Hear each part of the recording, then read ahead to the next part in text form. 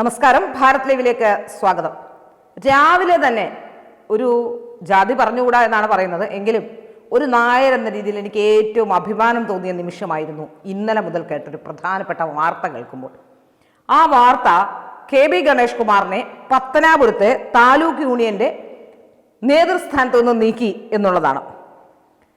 NSSന്റെ taluk union സ്ഥാനത്തു നിന്നും KB Ganesh കുമാറിനെ നീക്കുമ്പോൾ നേരത്തെ തന്നെ ആരോപണ വിധേയനായിരുന്നു ഗണേഷ് കുമാർ.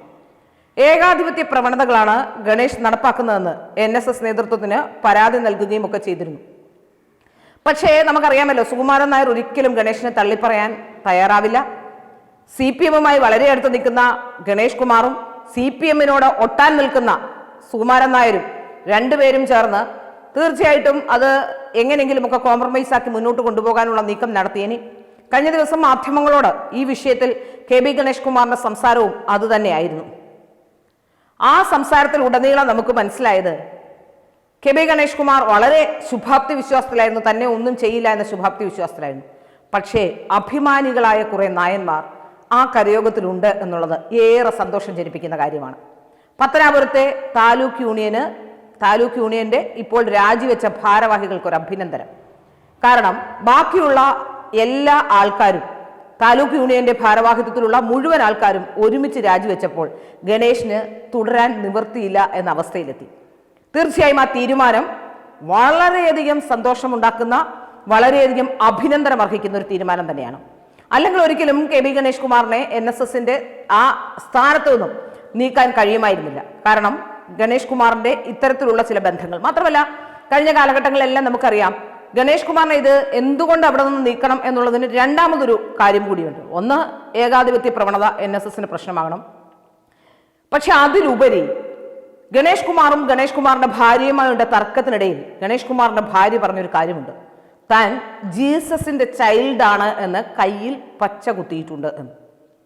തീർച്ചയായും KB ഗണേഷ് കുമാറിന്റെ അച്ഛൻ ബാലകൃഷ്ണപിള്ള എന്തായിരുന്നു ചെയ്തത് എന്നുകൂടി ആലോചിക്കേണ്ടിയിരിക്കുന്നു. ബാലകൃഷ്ണപിള്ളയുടെ മകളുടെ മകൻ വിദേശത്ത് പോയി ഒരു ക്രിസ്തുമത വിശ്വാസിയെ വിവാഹം കഴിച്ചതിന്റെ പശ്ചാത്തലത്തിൽ അവർക്ക് സ്വത്തുക്കൾ ഒന്നും നൽകരുതെന്നും, അങ്ങനെ മകൾ പോലും മകളുടെ സ്വത്തിൽ നിന്ന് എന്തെങ്കിലും നൽകിയാൽ അത് NSSന് അവകാശപ്പെടുമെന്നും എഴുതി വെച്ച ബാലകൃഷ്ണപിള്ളയുടെ മകന്റെ ഭാര്യയാണ് താൻ ക്രിസ്ത്യനാണ്, താൻ ക്രിസ്തുമത വിശ്വാസിയാണ്, പേരിന്റെ അറ്റത്ത് മേനോൻ ഇട്ടുകൊണ്ട് നടക്കരുത് എന്നാണ് എനിക്ക് പറയാനുള്ളത്.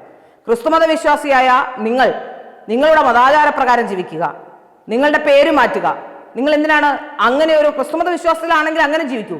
അവിടെ അതിനുശേഷം നമ്മൾ കണ്ടതാണ് തെരഞ്ഞെടുപ്പ് കാലത്ത് KB ഗണേഷ് കുമാർ ഏതോ പാസ്റ്ററുടെ അടുത്ത് അഭയം തേടുന്നതും പാസ്റ്റർ തലയിൽ കൈവച്ച് അനുഗ്രഹിക്കുന്നതുമൊക്കെ. അടുത്ത കുറെ കാലങ്ങളായി ഗണേഷ് കുമാറിന്റെ മാറ്റം വളരെ പ്രകടവും ശ്രദ്ധേയവുമായിരുന്നു.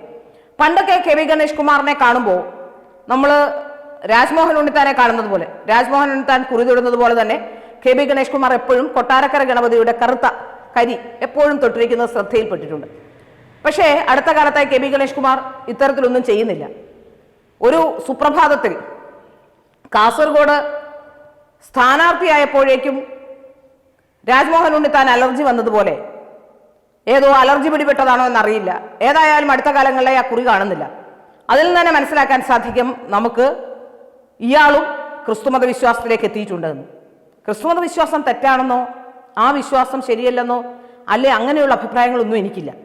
അങ്ങനെ വിശ്വസിക്കുന്നവർ ആ ജീവിത രീതിയുമായി പൊരുത്തപ്പെടണം. അവർ താലൂക്ക് യൂണിയന്റെയും NSSന്റെയും പ്രസിഡന്റ് സ്ഥാനത്തിരിക്കാൻ യോഗ്യരല്ല എന്നാണ് പറയുന്നത്.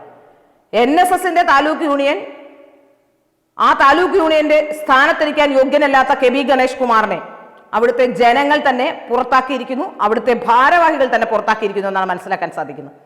ഏതായാലും പത്തനാപുരത്തെ താലൂക്ക് യൂണിയനെ ഏറെ അഭിമാനിക്കാം.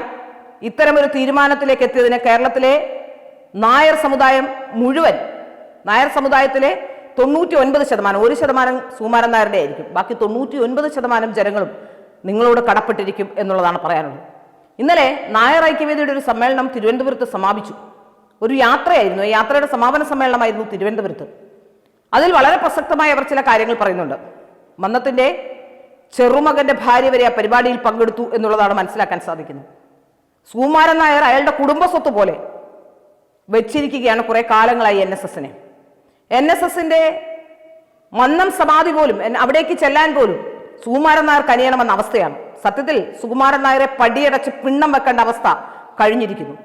NSSൽ നിന്നും പുറത്താക്കാൻ, NSSൽ നിന്ന് പുറത്തു പോകാൻ സുകുമാരൻ നായർ ആത്മാഭിമാനമുണ്ടെങ്കിൽ തയ്യാറാവണം. ഏതായാലും മക്കളും കൊച്ചുമക്കളും എല്ലാവരും രക്ഷപ്പെട്ടു കഴിഞ്ഞു. സഹോദരങ്ങളും മക്കളും കൊച്ചുമക്കളും എല്ലാം അവിടെ ജോലിക്കാരാണ്. ഇനിയെങ്കിലും നായന്മാർക്ക് വേണ്ടി, നായർ സമുദായ അംഗങ്ങൾക്ക് വേണ്ടി NSSനെ വിട്ടു നൽകി സുകുമാരൻ നായർ കുറച്ചു കാലം പോയി വിശ്രമിക്കുന്നതായിരിക്കും നല്ലത്. കോടതിയിൽ ഒരു കേസ് നടക്കുന്നുണ്ട്. വെള്ളാപ്പള്ളിയെ പുറത്താക്കിയതുപോലെ തന്നെ പുറത്താക്കാനുള്ള സാഹചര്യമുണ്ട് എന്നാണ് ഞാൻ മനസ്സിലാക്കുന്നത്. ഏതായാലും ഉടൻ തന്നെ സുകുമാരൻ നായരും തെറിക്കും എന്നുള്ളതാണ് എനിക്ക് മനസ്സിലാവുന്നത്. സുകുമാരൻ നായർ തെറിച്ചാൽ അന്ന് കേരളത്തിലെ നായന്മാർക്ക് വലിയ ഉത്സവമായിരിക്കും. അന്ന് ഏത് തരത്തിലുള്ള ആഘോഷമായിരിക്കും കേരളത്തിലുടനീളം ഉണ്ടാവുക എന്ന് നമുക്ക് കാണാം.